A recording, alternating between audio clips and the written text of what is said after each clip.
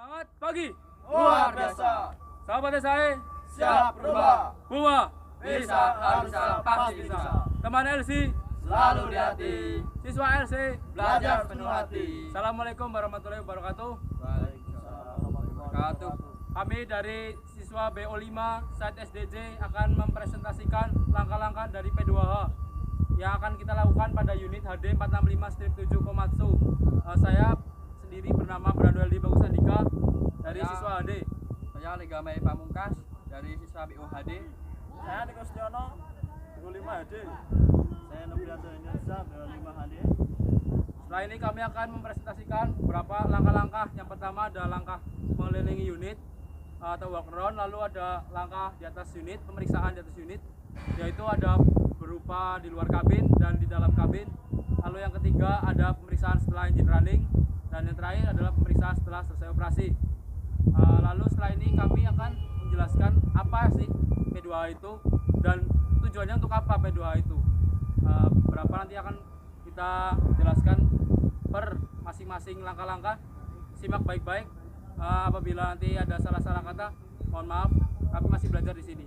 Sekian. Buka dengan semangat pagi. Ya, di sini saya akan menjelaskan tentang P2H. P2H itu adalah pelaksanaan pemeriksaan harian, yaitu pelaksanaan yang dilakukan oleh operator sebelum dan sesudah mengoperasikan engine. Nah, tujuan dari P2H ini adalah yang pertama, untuk mengetahui unit lebih awal sebelum menghidupkan engine atau mengoperasikan engine. Yang kedua, untuk mengetahui kerusakan pada engine yang lebih besar agar biaya perbaikan dari unit ini lebih hemat. Yang ketiga itu untuk memberikan rasa nyaman kepada operator pada saat mengoperasikan unit. Nah, P2H itu ada 4 yang harus diperiksa. Yang pertama itu walk around atau mengelilingi unit sebelum menghidupkan engine dengan mengelilingi unit ini. Yang kedua itu memeriksa di atas unit, di dalam dan di luar kabin, yaitu di atas unit, di luar dan di dalam kabin. Yang ketiga yaitu pemeriksaan setelah menghidupkan engine di dalam kabin ini untuk pemeriksaannya ya. Lalu yang terakhir, pemeriksaan setelah mengoperasikan engine. Dengan semangat pagi. Ya, di sini saya akan menjelaskan pemeriksaan yang ada di depan unit ini. Untuk ini namanya itu grill radiator ya. Nah, di semua ini itu namanya itu adalah cooler group. Nah, dari yang belakang itu namanya radiator, berfungsi untuk mendinginkan seluruh sistem engine. Nah, yang di depannya ini, yang kelihatan ini, itu namanya aftercooler. Aftercooler itu berfungsi untuk mendinginkan udara dan untuk memperkecil partikel-partikel udara agar pemasukan yang di dalam ruang bakar menjadi lebih padat. Untuk yang di sini, itu namanya itu adalah fuel oil cooler, berfungsi untuk mendinginkan fuel. Lalu turun, di sini ada namanya kondensor AC ya. Ini berfungsi untuk mendinginkan udara pada AC. Lanjut ke samping. Ini namanya hoist and steering oil cooler ya. Di sini ada 2 tipe. Yang kanan itu namanya ini steering oil cooler, berfungsi untuk mendinginkan oil steering. Nah, yang kiri di sini namanya hoist oil cooler, berfungsi untuk mendinginkan hoist yang seluruh di sistem engine ini. Lanjut, di depan ini ada namanya throttle box. Throttle box ini berfungsi untuk memutus sistem dari unit. Nah, yang ini, yang merah ini namanya untuk memutus starting motor. Nah, yang ini namanya ini untuk memutus arus pada aliran baterai. Di sini ini namanya emergency stop, berfungsi untuk memutus aliran dari fuel pada saat engine terbakar. Nah, ini Nah, ini ada tandanya awas peralatan rusak. Nah, ini berfungsi untuk bahwa unit ini tidak boleh dioperasikan. Nah, pada saat ingin mengoperasikan unit, ini harus di off-kan dulu ya, di off-kan semua. Agar apa? Aliran arus dari starting motor berjalan dan ini arus dari baterai mengalir, lalu nah ini saluran dari fuel bisa mengalir agar bisa mengoperasikan unit tersebut. Lanjut. Di sini ada namanya aktivator fire suppression. Ini. Nah, ini berfungsi untuk mengaktifkan fire suppression ya pada saat terjadi kebakaran pada unit. Lanjut. Di sini ada namanya lampu kerja atau headlamp. Nih, yang ini namanya lampu jauh atau high beam. Nih. Lanjut yang ini namanya turn signal atau lampu sen. Di sini lampu sen. Semangat pagi. Sini saya akan menjelaskan langkah pertama P2H, yaitu pemeriksaan mengelilingi unit di bagian kiri unit. Yang pertama di sebelah sini, di atas ini ada namanya steering and hoist control valve. Lalu alirannya di atas ada hose-nya ini menuju ke bawah. Sini ini namanya pipe yang mengalirkan steering and hoist oilnya ya ke belakang. Ada namanya steering and hoist oil filter. Nah, sebelum dialirkan ke belakang itu ada di sini namanya saluran dari depan, yaitu di bagian cooler group ada namanya steering and hoist oil cooler. Nah, ini dia sudah dialirkan ke sini, dia otomatis oli yang dialirkan itu sudah suhunya itu rata-rata di bawah dan tidak panas. Lalu di sini ada namanya dryer AC atau receiver dryer AC. Lalu di sini ada namanya kompresor AC. Kompresor AC ini bekerja dengan puli itu berputar, dihubungkan dengan fan belt yang terhubung dengan crankshaft sehingga bekerja. Lalu dia AC yang di dalam kabin itu bisa berfungsi dengan baik. Lalu di sini ada namanya alternator. Alternator ini berfungsi untuk mengecas atau melakukan pengisian arus ke baterai. Yaitu ikut bekerja karena puli berputar dihubungkan dengan fan belt, kemudian dihubungkan ke crankshaft pada engine, ikut berputar dan kompresor dan alternator bekerja. Lalu di sini di atas ada namanya corrosion resistor. Dia itu berfungsi untuk seperti filter ya.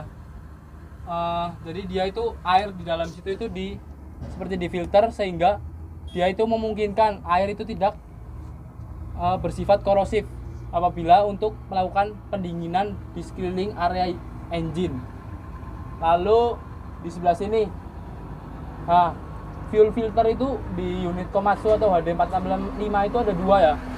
Di atas ini namanya fuel filter high pressure, lalu di bawah sini ada lagi fuel filter low pressure. Di sebelah sini. Ini sama-sama fuel filter ya, tapi ini yang untuk low pressure. Kalau yang di atas tadi high pressure. Nah, aliran fuel itu dari tangki itu sebelum ke fuel filter itu dia ada strainer dulu. Strainer itu dia disaring dari yang kotoran-kotoran yang bersifat kasar seperti layaknya gram-gram yang berasal dari kausan pada sistem, lalu disaring lewat strainer, kemudian baru menuju pre-filter yang berada di belakang tangki fuel. Nanti akan dijelaskan lebih lanjut, lalu baru dialirkan ke namanya fuel filter. Ya, di sini ada namanya feed pump. Feed pump ini berfungsi untuk mengatur fuel yang akan disemprotkan di dalam ruang bakar itu seberapa banyak sih. Nah, di sini tuh menggunakan high pressure injection, yaitu dia itu menginjeksikan bahan bakar ke dalam ruang silinder dengan tekanan yang tinggi sehingga pastinya temperaturnya udah panas dan langkah pembakaran itu akan lebih cepat dan tenaga yang dihasilkan akan semakin besar. Apabila fuel yang berada di dalam injektor atau nozzle itu tidak seluruhnya disemprotkan ke dalam ruang bakar, dia akan dikembalikan ke dalam tangki lagi. Tapi sebelum dikembalikan ke tangki, dia ada namanya fuel cooler itu berada di cooler group di bagian depan. Tadi dia didinginkan dulu, lalu dia dikembalikan, lalu sebelum dikembalikan dia melalui return pipe untuk kembali ke fuel tank. Lalu ada lagi di sini komponen ini yang dua ini bernama engine oil filter. Engine oil filter berfungsi untuk menyaring oli yang akan dialirkan ke dalam sistem engine ya, untuk supaya mempermudah atau membantu proses kerja engine. Dia itu di filter di sini dulu. Lalu ke sini, ini namanya suspensi. Suspensi ini berkapasitas oil ya 55,6 liter. Dia itu ada 4 di satu unit ini. Di depan 2, dia itu lebih besar di depan pastinya. Dan supaya apa? Supaya lebih besar. Itu supaya sang operator itu merasa lebih nyaman pada saat mengoperasikan. Itu biasanya kan 55,6 liter itu dibagi untuk 4 suspensi. Nah, biasanya itu yang di depan tuh lebih banyak, sekitar 30 liter untuk 2 suspensi depan, dan sisanya itu untuk suspensi belakang. Kurang lebihnya seperti itu. Lalu di bawah sini nih dia ada rem. Dia disknya ini berfungsi untuk melakukan pengereman. Jadi pada saat dia akan melakukan pengereman menggunakan front brake, dia akan bekerja, lalu oli akan menekan disk, lalu roda depan akan melakukan pengereman. Lalu di bawah sini ini adalah arm frame. Apa sih arm frame itu? Arm frame itu untuk menjaga unit ini supaya lebih stabil. Jadi goncangan itu tidak akan atau diminimalisir supaya tidak terasa sampai ke kabin.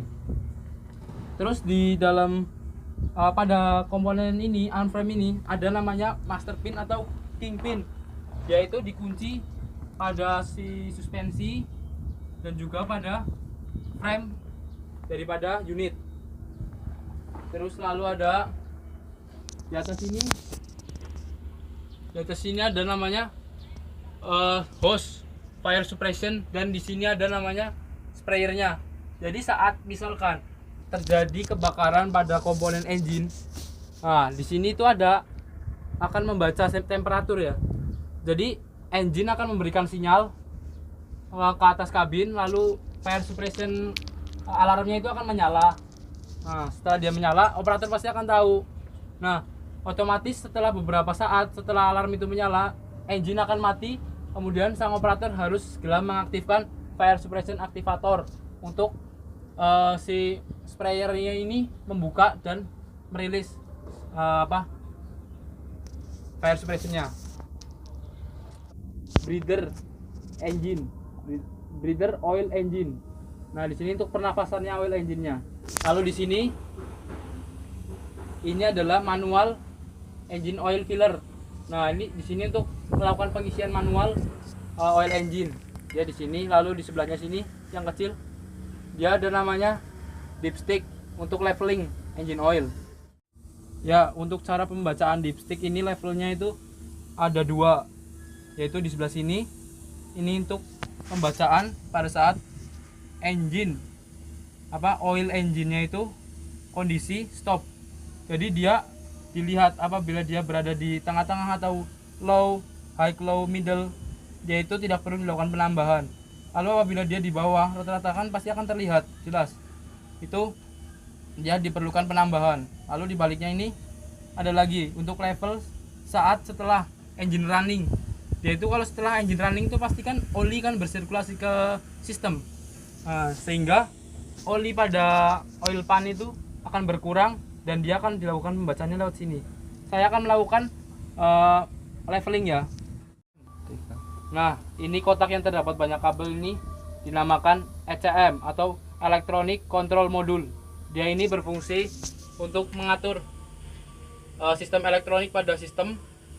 Ini dia yang berfungsi mengaturnya. Nah, di bagian bawah kiri unit ini terdapat yang namanya brake cooling tank. Di sini berfungsi untuk mendinginkan oli yang dialirkan akan ke roda belakang melalui pipa yang sebelah sana, pipa yang berada di ujung. Nah yang ini.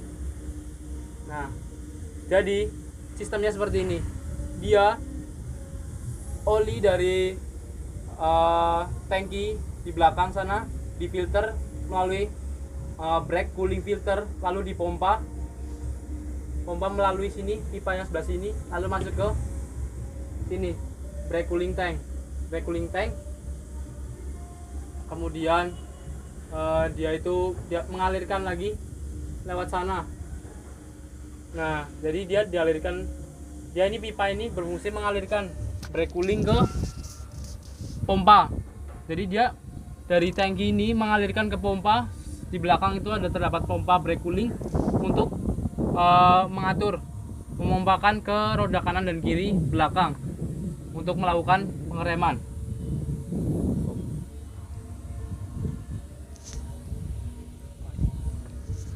Lalu di sini ini adalah cover engine. Cover engine bawah ini berfungsi untuk menjaga komponen-komponen engine dan yang lainnya supaya tidak terdapat kontak langsung apabila menabrak atau menanggor daripada batu-batu yang terdapat di permukaan tanah. Nah, itu adalah engine oil pan. Engine oil pan berfungsi untuk menampung oli engine yang langsung di atasnya itu terdapat silinder-silinder engine. Nah, jadi dia itu bisa langsung melumasi daripada poros crankshaftnya. Juga sekaligus dia menampung engine oilnya. Ya, ini di sini adalah tire R1.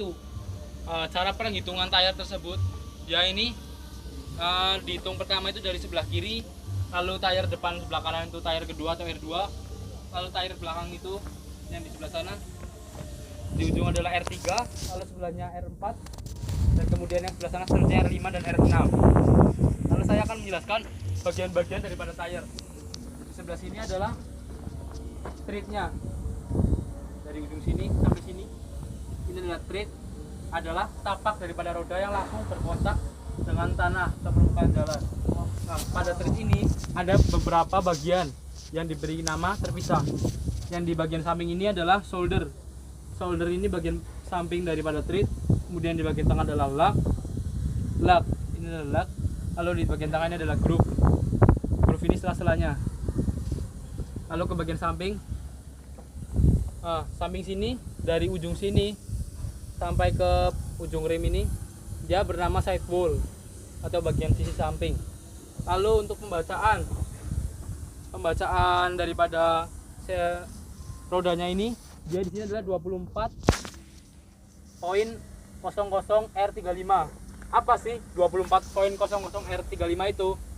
24 adalah lebar tapak atau lebar treadnya, sehingga dia itu pembacaan dari lebar tapak di sini, dia itu adalah 24 inch. Dia itu satuannya inch kalau di sini. Nah, lalu apa? Poin 00. 00 itu adalah aspek rasionya. Aspek rasionya adalah 00, yaitu 100%. Sehingga lebar tapak atau tread dengan lebar sidewall dia itu sama. Sehingga rasionya 100%.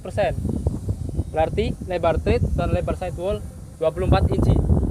Lalu R itu adalah ban ini bertipe radial. Kenapa sih digunakan tipe radial untuk HD ini? Nah, kita itu mementingkan aspek kenyamanan, keamanan, dan hemat atau mengurangi biaya perbaikan apabila terjadi kerusakan. Kelima adalah diameter rim, dari sini sampai sini itu diameter rim.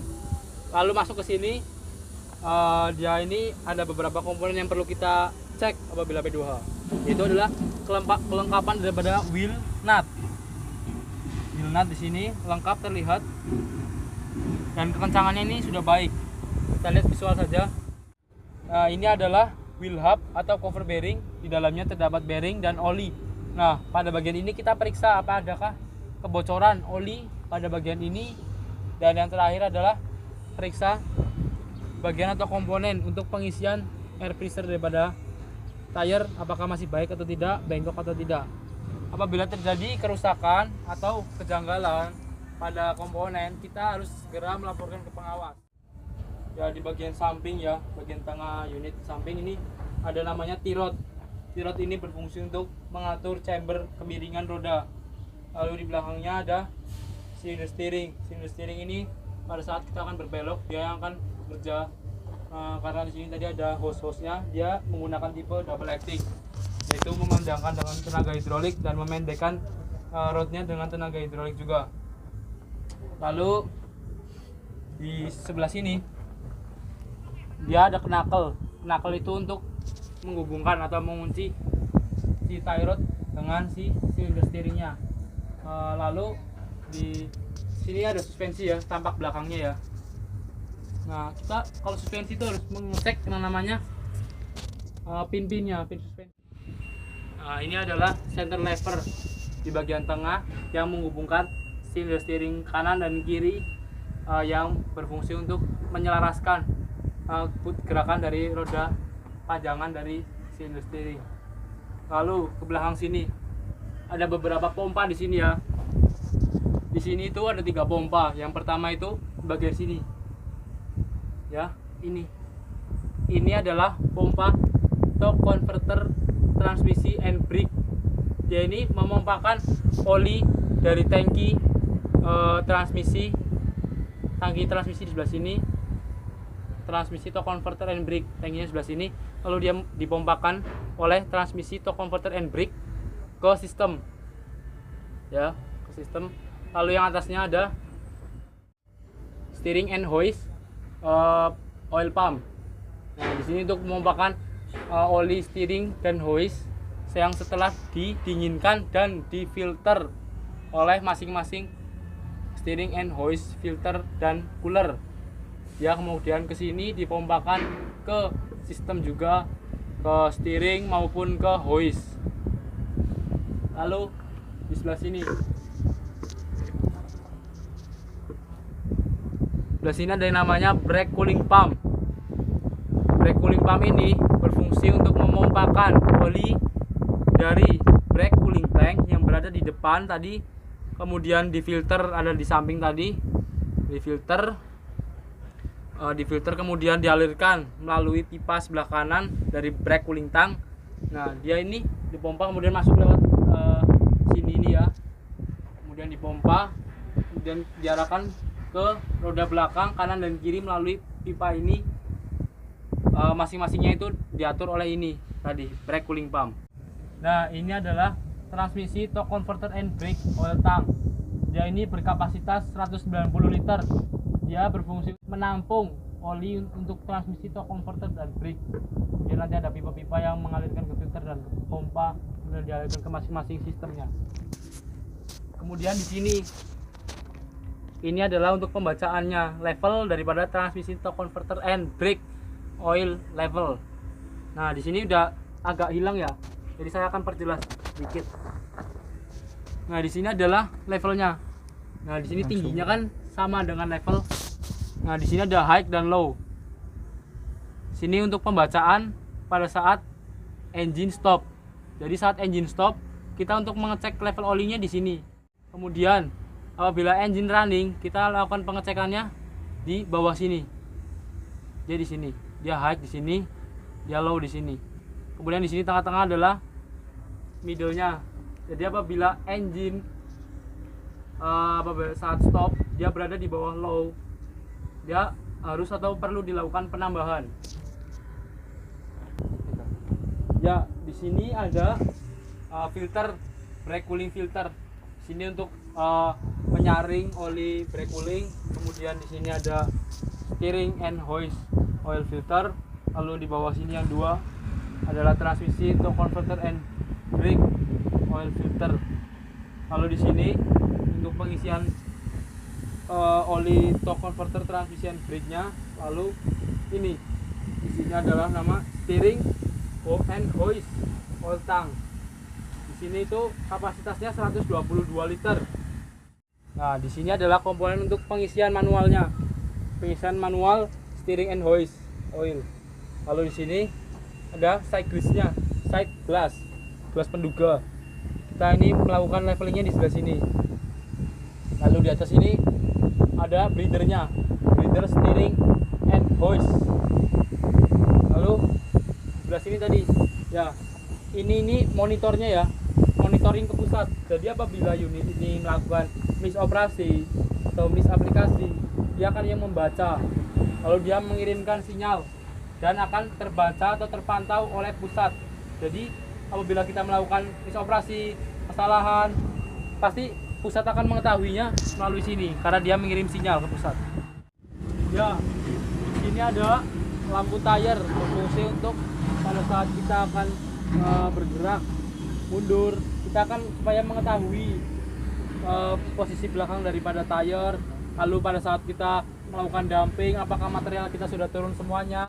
Lalu di sebelah sini itu ada 3 ya, itu yang salah satunya adalah pilot lamp. Pilot lamp ini berfungsi untuk pada saat kita melakukan loading, dia akan menyala maksimal atau menyala tidak berkedip apabila payloadnya itu sudah mencapai, yaitu 55 ton. Ya, kompor ini bernama brake filter, berfungsi untuk menyaring oil yang untuk brake. Kemudian yang 3 ini 3 tabung, dia bernama akumulator. Akumulator ini berfungsi untuk menampung oli bertekanan dan juga udara bertekanan atau gas angin bertekanan. Supaya apa? Pada saat kita melakukan pengereman, dia itu pasti pedal akan kembali apabila kita lepas atau kita rilis pedalnya. Itu tenaganya berasal dari akumulator ini. Dia menyimpan oli dan udara bertekanan. Supaya apa? Supaya dapat melakukan back pressure pada saat kita melakukan penginjakan brake. Sebelah sini ada hose dam atau cylinder dam, berfungsi untuk menaikkan vessel pada saat kita akan melakukan dumping. Nah, si hose dam ini menggunakan tipe teleskopik, yaitu memanjangkan dengan 2 rod kecil dan rod sedang. Lalu di bawahnya kita harus cek kelengkapan P2H-nya ya. Apakah pinnya lengkap, adakah kebocorannya pada hose damnya.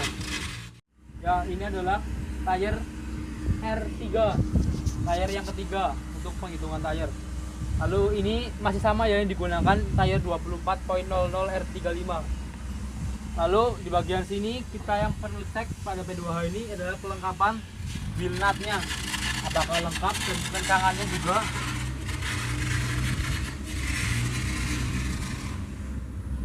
Ya, kemudian juga wheel nut pada bagian final drive-nya. Nah, seperti ini. Karena kalau kurang ini kita langsung lapor saja pada pengawas untuk mengetahui tindakan selanjutnya, apakah boleh dioperasikan atau tidak. Lalu di bagian final drive ini terdapat 3 komponen. 3 komponen itu bernama planetary gear, sun gear, dan ring gear. Yang di bagian tengah ini adalah sun gear. Sun gear ini langsung terhubung dengan drive shaft. Drive shaft berputar, yaitu dihubungkan dengan sun gear ikut berputar, kemudian memutarkan planetary gear yang berada di sekitar sun gear, dan terdapat ring gear yang lebih besar lalu berputar sehingga dia final drive ini bekerja. Final drive ini menggunakan SAE 30 dengan kapasitas oli dia 42 liter. Lalu di sini ada plaknya. Plak pada saat kita menggantikan oli, pada saat mekanik itu menggantikan oli. Jadi di sini apakah ada kebocoran juga atau tidak.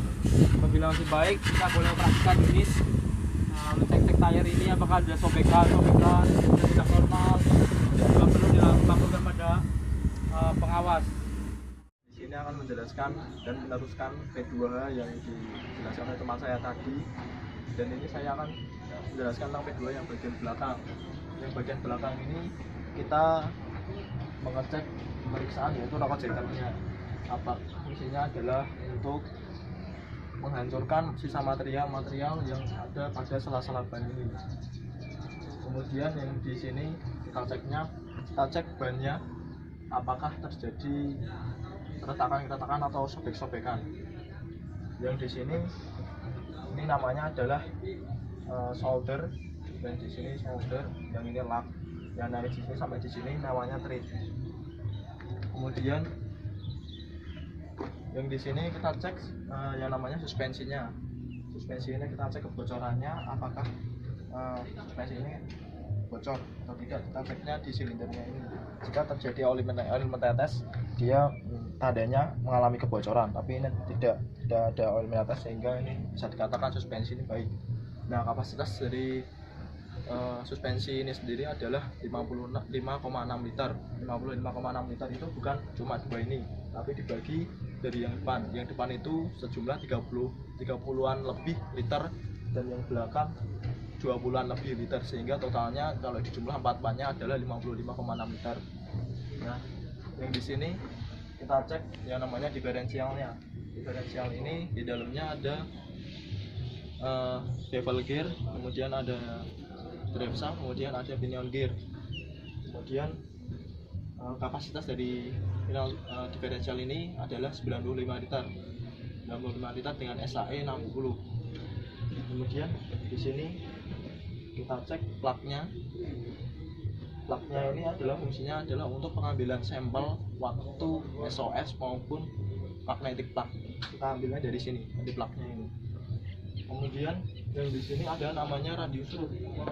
Radius root ataupun torque root. Nah, torque root ini adalah fungsinya untuk mempertahankan diferensial dari sisi atas ketika bergerak, sehingga dia bisa mempertahankan diferensial ini, menyesuaikan dengan permukaan jalannya. Begitupun yang ada di bawah, ada dua, yang di atas ada dua, yang di bawah juga sama, fungsinya adalah untuk mempertahankan diferensial ini dari permukaan jalan. Selang adjuster ini adalah fungsinya untuk membagi aliran oil ke roda sisi bagian kanan maupun kiri, serta mengadjust keausan roda bagian kanan maupun bagian kiri. Dia dibagi atau pressure-nya dibagi di selang adjuster ini. Kemudian yang di sini ini ada yang namanya terminal grease. Terminal grease ini sendiri adalah untuk tempat pengisian manual grease-nya, untuk melumasi bagian-bagian yang harus dilumasi. Contohnya seperti ini ya. Nah, ini harus dilumasi pin-pinnya dari suspensi ini, kemudian pin-pin yang bagian bawah ini juga ini harus dilumasi melalui grease-grease-nya ini. Yang kemudian yang di sini ini ada lampu turun atau lampu sein, kemudian ada lampu brake, ada lampu mundur. Nah, yang di putih itu lampu kerja. Nah, fungsinya adalah untuk memberitahu operator kalau ini untuk memberitahu operator jika unit ini berbelok ke kanan maupun ke kiri. Kalau yang lampu kerja untuk memberikan operator bahwa unit ini sedang dalam keadaan bekerja. Kemudian yang dicek di belakang ini sendiri adalah ada alarm buzzernya. Ada alarm buzzernya, kita cek apakah masih berfungsi atau tidak. Kemudian setelah itu kita mengecek yang namanya sensor-sensornya yang di sini sebelah sini ada sensor yang namanya sensor pilotnya. Sensor pilot ini untuk mendeteksi bahwa muatan itu sudah mencapai titik muatnya. Sensornya, sensor pilot, dia terhubungnya ke ini kabel. Nah, ini sensor pilotnya. Ini yang berupa kabel, ini masih sensor pilot. Setelah itu kita mengecek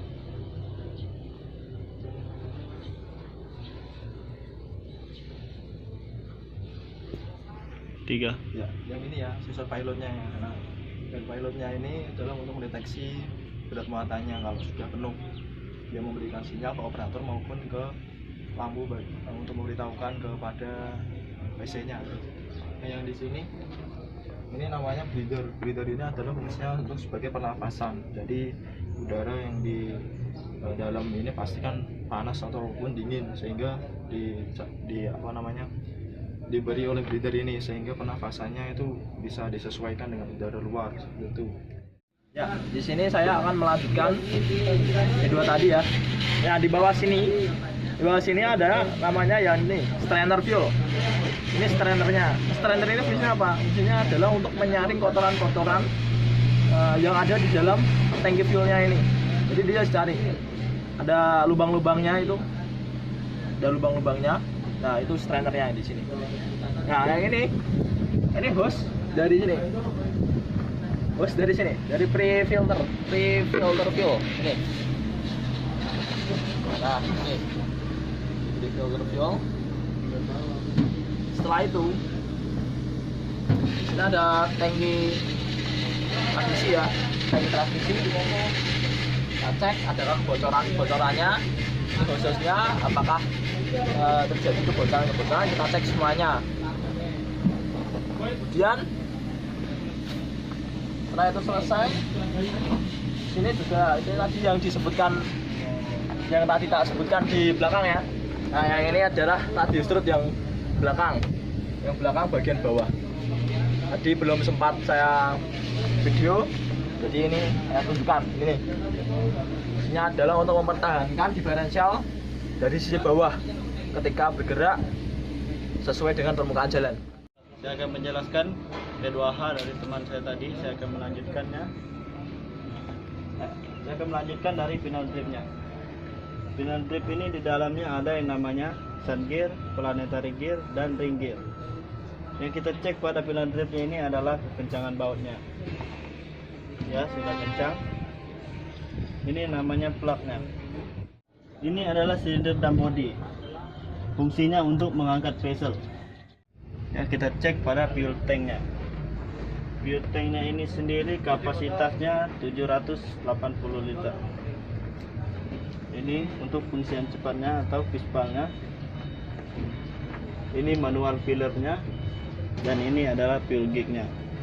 Ini memperlihatkan kapasitas daripada fuel tank itu sendiri. Yang kita periksa di sini adalah hose yang bocor ataupun suspensi depannya yang bocor. Ini namanya T-rod. Ini silinder steering ya, untuk steering. Kita cek pada baut-baut bahwa masih aman. Kita cek pada suspensi depannya, grease line-nya atau pengisian manualnya, dan hose-nya. Ini adalah suspensi depannya. Ini adalah pilot sensornya sendiri. Dan di sini ada yang namanya thermostat dan turbocharger. Di sini adalah ada starting motor, dan di sini ada cylinder steering. Ini upper. Ini ada yang namanya water pumpnya sendiri. Jadi ini untuk fungsinya mendorong air dingin. Thermostat ini fungsinya untuk membantu engine mencapai titik suhunya. Sedangkan pada turbocharger ini blowernya untuk mengisap angin dari brake cleaner. Sedangkan turbinnya ini adalah jalur gas buangnya sendiri atau sisa pembakaran. Di sini ada yang namanya starting motor. Starting motornya ada 2. Semangat pagi. Ya, di sini saya akan menjelaskan tentang pemeriksaan di atas buat kabin. Tapi sebelum itu kita akan menjelaskan tentang cara menaiki tangga ini. Nah, di sini ada 5 urutan ya. Yang pertama kita harus menghadap ke tangga. Nah, yang kedua kita itu tidak boleh membawa barang, tangan kosong. Lalu kita menggunakan 3 titik tumpu pada saat memanjat atau menaiki tangga. Itu 1,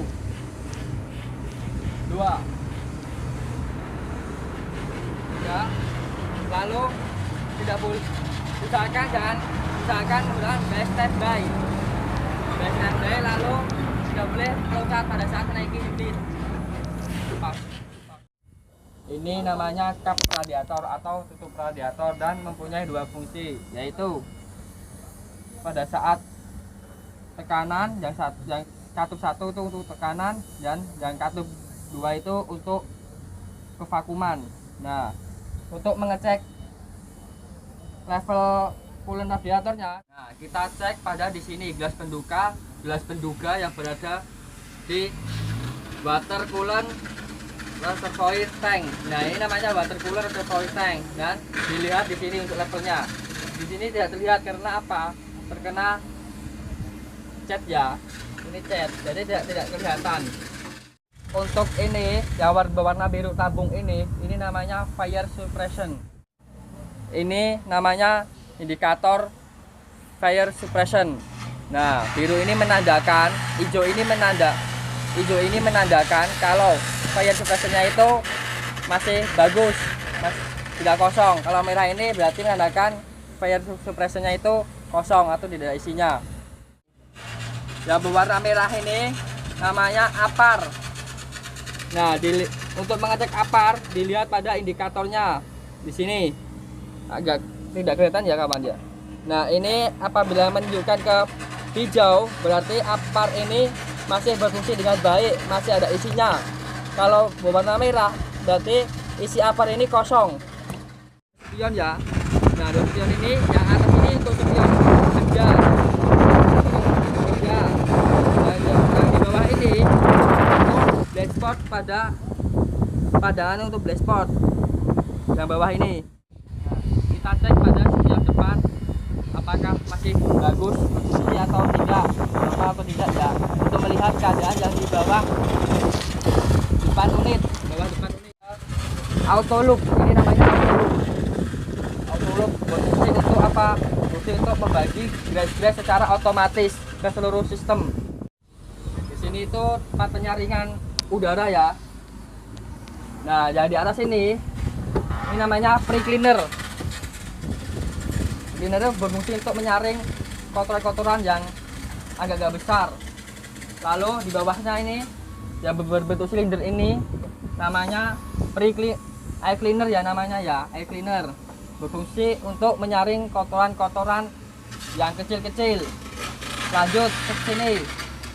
Nah, ini namanya ini dust indicator. Dust indicator berfungsi untuk mengetahui apabila air cleaner ini tersumbat atau tidak. Apabila tersumbat, nah dust indikator ini akan menyala memerah. Ya, ini bisa dilihat ya kawan. Ini namanya baterai atau acu. Ada dua baterai yang berfungsi apa? Berfungsi untuk memberi arus pada semua sistem yang memerlukan arus listrik. Nah, di sini tempatnya untuk penampungan arus atau listrik itu di sini tempatnya. Kita sebagai operator cukup melihat aja apakah masih baik atau tidak. Ya, di sini saya akan menjelaskan di bagian engine. Bisa dilihat ya kawan. Di sini di sini itu ada kotak-kotak ini itu tempat silindernya ya. Berarti ini menggunakan 6D. Apa itu artinya 6D? Nah, 6D itu 6 silinder dan menggunakan tenaga diesel, engine diesel. Lanjut, yang ini namanya intake manifold. Nah, itu. Lanjut, ini namanya apa kawan? Nah, ini namanya turbo charge. Yang ini turbin, yang ini blower. Blower itu yang menuju ke untuk menyerap udara dari luar menuju blower. Nah, ini tuh udara yang masuk ke aftercooler yang ini. Nah, yang ini itu dari aftercooler menuju ke intake manifold, masuk ke ruang bakar. Selamat pagi, saya akan menjelaskan pemeriksaan di atas unit di dalam kabin. Pertama, sebelum kita memasuki unit, kita harus melepas alas kaki terlebih dahulu ya. Kita tanpa alas kaki di sini. Lalu sebelum kita masuk unit, kita harus perhatikan titik jepit. Di sini tuh diberi lambang warna itu strip-strip berwarna hitam dan kuning. Itu menandakan bahaya titik jepit. Lalu kita masuk ya. Jeda. Saya akan melanjutkan pengecekan atau P2 setelah engine running. Nah, setelah engine running ini sendiri yang dicek apa aja? Yang dicek adalah keakuratan sistem panelnya. Jadi apakah semua panel itu berfungsi dengan baik? Kita cek, kemudian kita dengarkan suara-suara, adakah suara-suara dari engine yang tidak konsisten. Kemudian kita lihat warna asapnya, apakah dia mempunyai warna asapnya biru ataupun putih. Nah, itu kita lakukan pengecekan lewat setelah engine running ini. Setelah engine running juga kita tes maju mundurnya lewat central itu, lewat kontrol levernya ini kita tes maju mundurnya R, tadi kita tes. Kemudian yang dicek adalah keakuratan sistem brake-nya. Apakah brake ini berfungsi dengan baik. Ini foot brake-nya, kemudian ini emergency brake-nya. Nah, emergency brake ini RPM berapa? Emergency brake ini 1900 RPM. Kalau foot brake itu 1870 RPM. Ya, untuk parking brake 1670 RPM. Kita cek nanti RPM-nya. Kemudian untuk retardar ini 1400 RPM. Bedanya kalau di 773 itu 1200 RPM semua. Tapi kalau di sini kita beda-beda. Setelah itu kita cek keakuratan sistem radionya, apakah radio ini berfungsi dengan baik. Setelah itu kita cek semuanya. Setelah cek semuanya, baru kita melanjutkan ke pengecekan P2 selanjutnya. Sekian dan terima kasih. Sekian dari kami. Kalau ada kesalahan dan cara penjelasan kami mohon maaf. Semangat pagi. Luar biasa. Sahabat saya, Siap berubah. bunga. Bisa, harus bisa, pasti bisa. Kemana sih? Selalu di hati. Visual sih. Belajar sepenuh hati.